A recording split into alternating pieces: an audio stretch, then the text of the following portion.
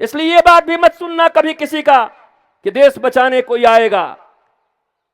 तुझ बिन कोई नहीं है मोहन भारत का रखवाला रे, तुम गाते रह गए और मथुरा टूट गई। तुम गाने पे गाने बनाते रहे और कान में लगा करके आईपोड सुनते रहे। बड़ी देर भई नंदलाला, तेरी राह तके ब्रिजबाला। और इसी देश में न जाने कितनी बालाओं की अस्मत लूट ली, और तुम गाने सुनते रहे। तुम्हें लगता कोई कृष्ण आएंगे बचाने को? तुम गुटखा खा करके थूको और कृष्ण तुम्हें बचाने आएंगे? भगवान कृष्ण को जब तक बंसी बजानी बंसी बजाया, प्रेम का प्रवाह किया। बंदर आ गए, माता ने पीछे से पूरा ही एकदम माहौल बिगाड़ दिया। हनुमान जी ले आई एक ही बार में। माता कम होती हैं क्या? तो हम भूल भी गए क्या बोल रहे थे। आपको तो जरूर याद होगा क्योंकि बड़ी ध्यान से सुन रहे थे। बोले महाराज हम थोड़ी ध्यान से सुन रहे थे, हम तो सोच रहे थे कि कब तुम उठो तो हम भी उठें, तुम्हारी इज्जत कर रहे थे। ब्रज, हाँ, राह तके ब्रजबाला, बड़ी देर भई नंदलाला। तो मथुरा टूटते समय नहीं आए, अयोध्या टूटते समय नहीं आए, सोमनाथ के टूटते समय नहीं आए, देश जब गुलाम हो रहा था तब नहीं आए। तुमने शायद कभी ठीक से धर्म ग्रंथ पढ़े नहीं, सुने नहीं। उनका भी बड़ा मजाक हो गया देश में। आधे घंटे के बैठकर ताली बजाना, नाचना, और उसके बाद एक ऐसे लगा करके घर पहुंच जाना। और कोई कहे क्या हम तो करीब करीब 100 भागवत सुने हैं। ये कोई भागवत में परीक्षित मुक्त हो गया, 100 के बाद भी बंधन में बैठा हुआ आदमी, ये कब मुक्त होगा? एक में परीक्षित मुक्त हो गया। और ये भी ताव है, हमने 108 राम कथा सुनी, फलाने महाराज के, फलाने महाराज के, फलाने महाराज के। घर की क्या हालत है? 2 बेटा में बन नहीं रहा है, बड़ी बहू मान नहीं रही है, छोटी बहू से वो केस चल रहा है। बाहर 108 रामायण। जहां अयोध्या की गद्दी फुटबॉल बनी है, भरत राम की ओर, राम भरत की ओर, और तुम्हारे घर में तुम फुटबॉल बने हुए हो 2 बोटों के बीच में, और बहुओं के बीच में। छोटी बहू मार रही है कि उधर जाके रहिए ना, देते समय तो उधर दिए थे। अब बड़ी वाली कह रहे जा ना, सोना के गहना दिए रहा, वहां जाके रहा। तुम खुद ही फुटबॉल बन गए। ये कोई देश के निर्माण का चिंतन करने के लिए हिंदू सम्मेलन नहीं हो रहा। ये देश शब्द, राष्ट्र शब्द, समाज शब्द बड़ा बड़ा है, और ये सुनकर के लोगों को ये मन में भावना उठ जाती है कि हम तो बहुत बड़े आदमी हैं, देश बचाने आए हैं। खुद बचने का ताकत नहीं, देश बचाएंगे ये। इनका परिवार इनसे नहीं बच रहा, इनके बच्चे इनसे नहीं बच रहे, ये देश बचाएंगे। तुम देश बचाओगे? इसलिए देश बचाने और समाज सेवा का ये ढोंग भी छोड़ दो। और ये जो एक आत्मगौरव पाल के रखे हो, अहंकार कि मैं देश के लिए कर रहा हूं, ये गौरव भी छोड़ दो। क्योंकि तुम्हें भी पता है, एक इंडिविजुअल, अकेले मनुष्य के रूप में इस भारत की भूमि पर अपनी सनातन और हिंदू परंपरा का पालन करते हुए अगर सुदामा की तरह भी जीवन हुआ, तब भी एक दिन द्वारिकाधीश तुम्हारे चरणों में बैठ करके इत्र और किसी अन्य रस से पांव नहीं धोएगा, बल्कि अपने नेत्रों के आंसुओं से पांव धो देगा। यहां सुदामा को भी यह गौरव प्राप्त है, पर यही गौरव अफगानिस्तान में प्राप्त नहीं है। इसलिए फिर कहता हूं, ये देश सेवा का भी घमंड छोड़ दो जिन लोगों को लग गया है। मेरे प्यारे युवाओं, मेरे बच्चों, समाज सेवा और देश सेवा का ये जो अहंकार पाल के बैठे हो, उसको बंद करो। पहले ऑनेस्ट रहो, ईमानदार बनो, प्रामाणिक बनो, और ये कहो कि मैं जो कुछ भी कर रहा हूं, मैं मेरे लिए कर रहा हूं। एक सनातन जीवन, एक हिंदू जीवन, अपने भारत माता की इस माटी पर रह करके मैं मुस्कुराता हुआ 90 साल तक जीऊं, शतायु हूं, और उसके बाद अपने अच्छे परिवार को छोड़ करके उनको भारत माता की सेवा या अपनी सेवा के लिए छोड़ करके जाऊं। ये साधारण सी बात जीवन में रखो। ये देश सेवा, राष्ट्र सेवा, समाज सेवा सुनते सुनते कान पक गए भाई।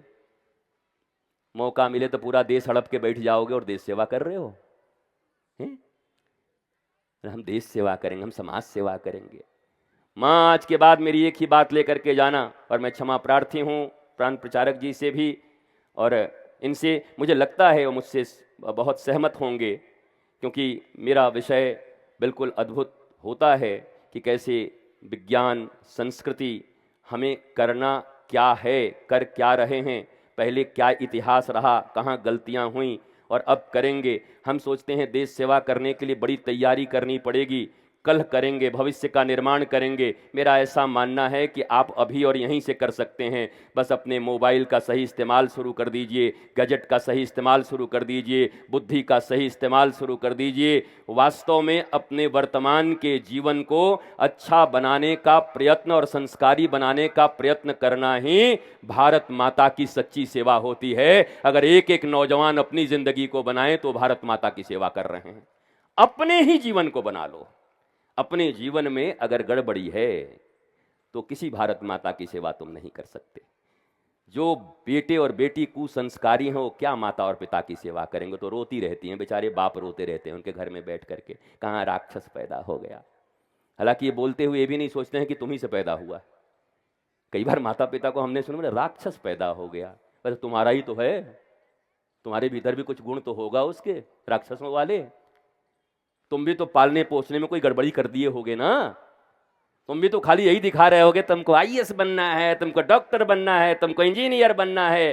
अरे कभी ये भी सिखा दो कि ये सब न भी बन पाओ तो कोई बुरी बात नहीं है, कोई डिग्रियां न लेकर के आओ तब भी बुरी बात नहीं है। श्रवण कुमार की तरह अपने अंधे माता पिता को तीर्थ यात्रा कराने वाले बन जाओ और अपनी भारत माता के ध्वज भगवा ध्वज को ऊपर रखने वाले बन जाओ, इतना भी काफी है। ये क्यों नहीं सिखा देते, ये क्यों नहीं कह देते? ये तो बड़ी साधारण बात है। विचारों से ही परिवर्तन होगा और परिवर्तन कोई लाएगा नहीं। भगवान श्री कृष्ण ने अवतार लेकर के मनुष्य के रूप में, और राम जी ने इसीलिए अवतार लिया। तुम्हें जानकर आश्चर्य हो गया कि भगवान के भाई बीमार हैं, शक्ति बाण लगी है। अरे जो भगवान के विषय में लिखा हुआ है कि पलक झपकाते ही सारी सृष्टि लोप हो जाए, उनकी भ्रिकुटी से क्या ना हो जाए, तो लक्ष्मण जी के लिए क्यों रो रहे हैं? हिंदू समाज के मन में कुछ प्रश्न छोड़ के जा रहा हूं जो तुम्हें कायर बना रहे हैं। हिंदू समाज के मन में कुछ प्रश्न छोड़ करके जा रहा हूं जिस कारण तुम अपने आध्यात्म की ऊंचाइयों को समझने में असमर्थ हो रहे हो। भगवान श्री राम ने भी भाई बीमार हुए तो चमत्कारों से ठीक नहीं किया। सीकरवार जी, आपका नाम इसलिए लिया कि मैं भारत में जिस परिवार की परिकल्पना करता हूं कि एक ही घर और बीच आंगन में तुलसी का बिरवा और चारों तरफ अपने ही परिवार के लोग सामूहिक परिवार में रहते। सीकरवार जी, आज मैं वहां गया था, आज मैं धन्य हो गया। भारत की यही पुण्य संस्कृति है और 4 पीढ़ियों से संघ का काम कर रहे हैं। अब जरा सोचो कि संघ का व्यक्ति निर्माण में और परिवार निर्माण में कितना बड़ा योगदान है। यहां पति पत्नी भी साथ रहते हैं। मैंने एक पति पत्नी से पूछा कि आप लोग कैसे हैं, सामूहिक परिवार? मैंने हम लोग सामूहिक परिवार हैं। तो हमने पूछा कितने परिवार? बोले दोनों साथ रहते हैं। माने पति पत्नी ही सामूहिक मान रहे हैं कि इसको सामूहिक, नहीं तो वो भी अलग अलग होने के मूड में है। पति पत्नी है तो सामूहिक हैं। 40 मैं 70 परिवारों के बीच पला हुआ बच्चा हूं। 4 दादाजी, काका जी, और बीच में वो तुलसी का बिरवा और वो सारी संस्कृतियां, वो पेड़ पूजा से लेकर नदी पूजा तक। ये पहली भावना ऐसी लग रही है मुझे धर्मेंद्र जी कि जैसे जैसे सभा आगे बढ़ती है लोग जाते हैं, पर ऐसी पहली हिंदू सम्मेलन है कि लोग आ रहे हैं इस हिंदू सम्मेलन में। यही इसकी सफलता है। लोग जा नहीं रहे, माताएं आ ही रही हैं, बढ़ी रही हैं। तो आनंद आ रहा है कि हिंदू समाज का जागरण और मातृशक्ति का उदय वास्तव में भारत के भविष्य, हमारे परिवार का भविष्य बदल सकता है। और जिन लोगों ने इतना सपना देखा, चाहे राष्ट्रीय स्वयंसेवक संघ, साधु संत सज्जन, समाज के विभिन्न क्षेत्र के लोग जो राष्ट्रवाद की भावना से ओत और प्रोत हैं, उन लोगों ने जो सपने देखे हैं अपनी भारत के लिए, अगर यहां बैठे हुए लोग उस हिंदू भावना को अपने भीतर भर लें तो सपने साकार हो जाएंगे और भारत पुनः गौरवशाली विश्वगुरु भारत बन करके उभर जाएगा। इसे कोई रोक नहीं सकता और यही बनाने के लिए हम सब खड़े हैं। चिंतन करिए कमाने का, चिंतन करिए पढ़ाने का, चिंतन करिए मकान बनाने का, चिंतन करिए वस्त्र खरीदने का, पर इसके साथ चिंतन यह भी करिए कि जिस छत के नीचे वो टीवी, जिस छत के नीचे वो तुम्हारे बिस्तर, जिस छत के नीचे तुम्हारी वो अलमारियां, तुम्हारे किचन सुरक्षित हैं, अगर वो छत ही किसी ने उजाड़ दिया तो कहां रहोगे। हिंदुत्व वो छत है जो सुरक्षित रहेगा तो हम भारतवासी भी सुरक्षित रहेंगे और आनंदित रहेंगे, आह्लादित रहेंगे। वो संस्कार और वो जीवन पद्धति है जो हमारे बच्चों को आनंद और आह्लाद देगी। मुझे पूरा विश्वास है कि आज का ये जन समागम, विराट हिंदू सम्मेलन हमें अतीत से सीखने का मौका देगा। अभी एक राष्ट्र कथा हुई थी गोनार्द की भूमि, अयोध्या की भूमि पर, जहां 10 लाख लोगों ने और केवल 2 लाख छात्र और छात्राएं, एक तरफ 1 लाख छात्राएं बैठती थी, दूसरी तरफ 1 लाख छात्र बैठते थे। भारत में यह संभव नहीं। श्री राम कथा, श्री कृष्ण कथा, शिव महापुराण, वो कथा थी राष्ट्र कथा, राष्ट्र की गाथा चल रही थी। राष्ट्र पुराने समय में इतना गौरवशाली क्यों था, कब बिगड़ा और क्या हम कर सकते हैं कि पुनः उसी राष्ट्र की स्थापना हो सकती है। आज दुनिया में और भारत में सबसे ज्यादा देखी जाने वाली इंटरनेट पर कथा बनने जा रही है वो राष्ट्र कथा। तुम भी देख लेना एक बार। राष्ट्र कथा को भारतवर्ष में और दुनिया में लोगों ने ऐसा पसंद किया क्योंकि उनके हृदय की भी पुकार वही है और उनके हृदय में भी वही भावना है कि राष्ट्र सुरक्षित तो हम सुरक्षित। मेरी प्यारी बेटियों, बच्चियों, जीवन में आनंद लो, आह्लाद लो, पर अपने जीवन की रक्षा के विषय में भी सदा सोचना कि मैं सुरक्षित हूं कि नहीं। मेरे द्वारा इस भारत भूमि पर और नई संतानें आएंगी तो वो संतानें ध्रुव प्रहलाद की तरह हों कि रावण कंस की तरह हों, ये विचार करना। एक बात और है, कहते हिंदू राष्ट्र बनेगा, हिंदू राष्ट्र बनेगा। सुनो ध्यान से, भारत हिंदू राष्ट्र है। भारत हिंदू राष्ट्र है इसलिए कह रहा हूं कि हिंदू राष्ट्र तो, कंस को क्या मानते हो तुम? हिंदू था कि कुछ और था? अरे बोलते नहीं। रावण, दुशासन, जरासंध, अच्छा रुक्मी, विदुरथ, शाल्व, पौंड्रक, कौन थे ये लोग? इनकी सत्ताएं तो स्थापित थी। और मैं आज आपको कहता हूं, हिंदू राष्ट्र ऋषियों ने घोषित कर ही रखा है। थोड़ा हम बिगड़े हैं, हमें अगर स्थापित करना है तो राम राज्य की स्थापना करनी है। उस राम राज्य से भारत का मंगल होगा। राम राज्य की अवधारणा केवल रामचरितमानस से नहीं मिलेगी।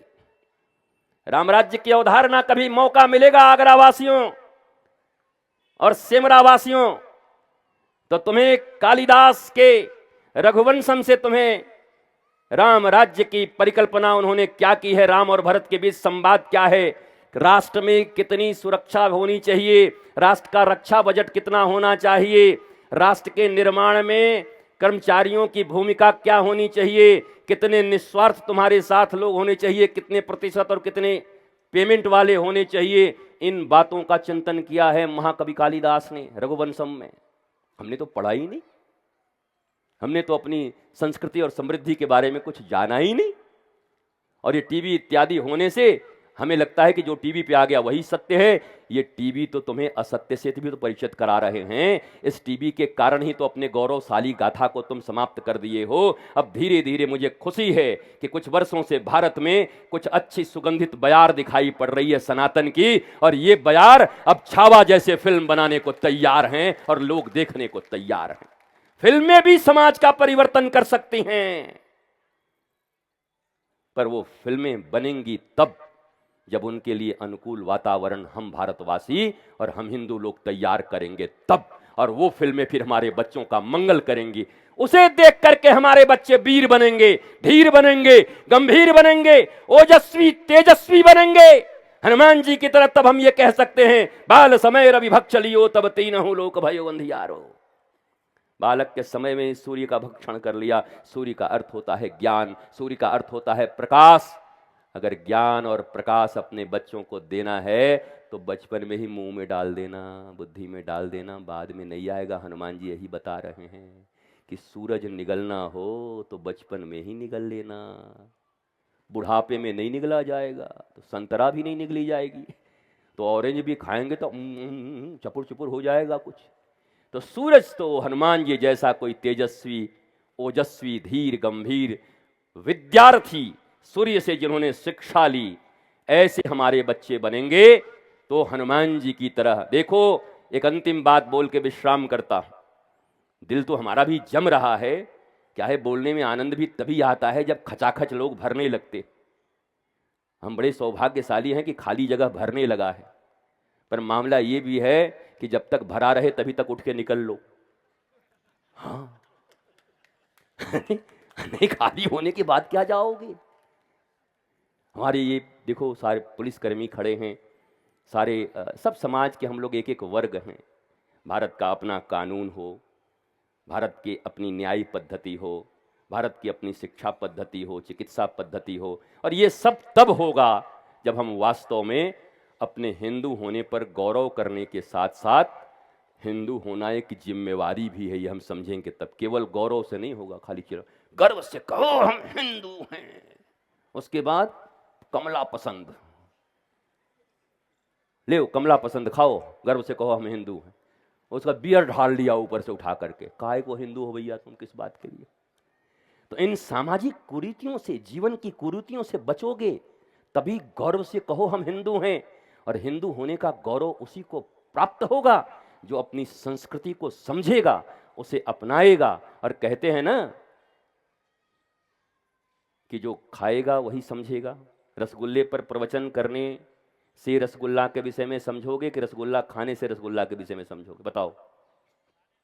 एक आदमी खाया नहीं है और प्रवचन को बड़ा वाइट होता है, स्पंजी होता है, बड़ा मीठे रस होते हैं, अब बड़ा आनंद आता है, और उसमें इलायची पड़ जाए तो और मौज आ जाए, और उसमें रबड़ी पड़ जाए तो रसमलाई बन जाए। एक आदमी कह रहा है सुबह से रोटी नहीं मिली, और ये भाषण सुना रहा है खाली रसमलाई का। पर एक आदमी बगल में उठे और जाकर के रसगुल्ला उसके मुंह में दे दे और खाए, तो बोले प्रवचन सुनोगे, तो बोलेगा आनंद आ गया, खा लिया, मौज आ गई। तो हम तो तुम्हें रसगुल्ला खाकर रसगुल्ले के विषय में बता रहे हैं। मेरे सेमरा और आगरा के लोगों, तुम कब रसगुल्ले खाओगे हिंदुत्व के, और तुम कब ऐसे गरजोगे कि हिंदुत्व का रसगुल्ला मैंने भी खाया। इस संस्कार के रसगुल्ले तुम भी खाओ, तुम्हारे परिवार आनंदित और आह्लादित रहेंगे, तो तुम भी ऐसे ही गरजोगे। स्वस्थ रहिए, मस्त रहिए, आनंदित रहिए, व्यस्त रहिए, और साथ साथ संगठित होकर के जबरदस्त भी रहिए। अगर ये रहेंगे तो हिंदू समाज की रक्षा होगी। मैं बहुत आभार प्रकट करता हूं, कृतज्ञता का बोध प्रकट करता हूं कि मुझे इस विराट हिंदू सम्मेलन में आने का अवसर आप सभी हिंदुओं ने दी, और प्रांत प्रचारक जी का विशेष रूप से मैं बहुत आभार प्रकट करता हूं कि आपने मुझे यहां उपस्थित होने के लिए कहा, और मैं कर्तव्य समझता हूं। एक लाइन में सदा गाता हूं, वो आप भी सुन लो। गुरु वचनों को रखना संभाल के, एक एक वचन में गहरा राज है। जिसने जानी है महिमा गुरु की, उसका डूबा कभी ना जहाज है। बीज पड़े और अंकुर ना फूटे, ऐसा कभी नहीं हो सकता। कर्म करे और फल ना भोगे, ऐसा कभी नहीं हो सकता। कर्म करने में तू होशियार है, फल भोगने में बड़ा ही लाचार है। हो जिसने जानी है महिमा गुरु की, उसका डूबा डूबा डूबा, हो डूबा डूबा कभी ना जहाज है। सब बोलिए, गुरु वचनों को रखना संभाल के, एक एक वचन में गहरा, एक एक वचन में। धर्मेंद्र जी ने जो बातें बोली राष्ट्र को लेकर के, एक एक वचन में गहरा है। ये बेटी जो बोल रही है, एक एक वचन में गहरा राज है। ये जिनको तुम साधु समझकर यहाँ पर आए हो, इनके भी एक एक वचन में गहरा राज है। दीप जले और अंधेरा मिटे ना, ऐसा कभी नहीं हो सकता। ज्ञान सुने और विवेक न जागे, ऐसा कभी नहीं हो सकता। जिनकी रोशनी से रोशन जहान है, मेरे गुरुवर ही मेरे प्राण हैं। हो जिसने जानी है महिमा गुरु की, उसका डूबा कभी ना जहाज है। गुरु वचनों को, गुरु वचनों को, गुरु वचनों को रखना संभाल के, एक एक वचन में गहरा राज है। और ये लाइन, गुरु परिपूर्ण समर्पित तू हो जा, धोखा कभी नहीं खा सकता। गुरु परिपूर्ण समर्पित तू हो जा, धोखा कभी नहीं खा सकता।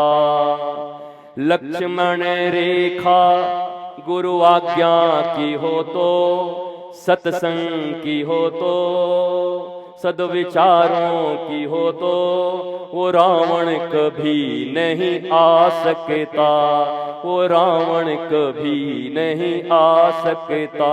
अब तो होता ये हर पल आभास है, मेरे गुरुवर सदा ही मेरे साथ हैं। वो जिसने जानी है महिमा गुरु की, उसका डूबा डूबा डूबा डूबा डूबा कभी ना जहाज है। अंतिम लाइन, ठोकर लगे और सदगुरु ना संभाले।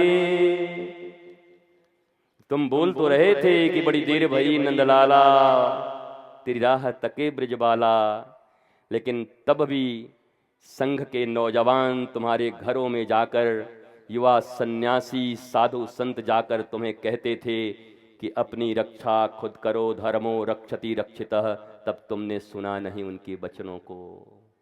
तुम उसी बंसी को लेकर कृष्ण के आने का इंतजार कर रहे थे, पर कृष्ण ने ये कहा कि मेरी भावना और मेरी भक्ति और मेरे ज्ञान जिसके भीतर आ गए, वो स्वयं श्री कृष्ण हो उठेगा अपने राष्ट्र की रक्षा के लिए, अपने देश की रक्षा के लिए। तुमने ये नहीं माना, तुम नहीं बने स्वयं कृष्ण।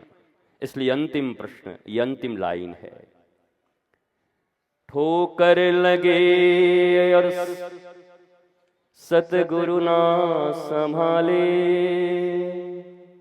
ऐसा कभी नहीं हो सकता।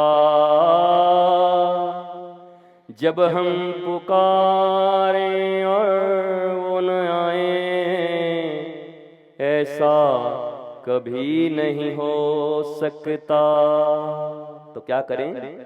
उनके हाथों में, उनके हाथों में, उनके हाथों में सौंप दे हाथ तो, वो तो अंग संग तेरे साथ हैं। हो जिसने जानी है महिमा गुरु की, उसका डूबा कभी ना जहाज है। 100 वर्ष हो गए, उनके हाथों में सौंप दे हाथ तो, वो तो अंग संग तेरे साथ हैं। बिन गुरु ज्ञान कहाँ से पाऊं, गुरु बिन ज्ञान कहाँ से पाऊं। बिन गुरु ज्ञान, गुरु बिन ज्ञान कहाँ से पाऊं। दीजो दान मेरे गुरुवर, मैं सदा ही भारत माता के गुण गाऊं। बिन गुरु ज्ञान, गुरु बिन ज्ञान कहाँ से पाऊं। जय जय श्री राधे, जय जय श्री राधे, जय जय श्री राधे। नमः पार्वती पतये, हर हर हर महादेव।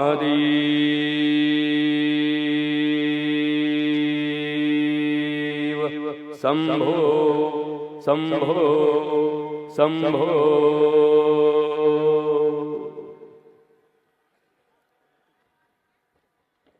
भारत माता की, भारत माता की, भारत माता की। वंदे वंदे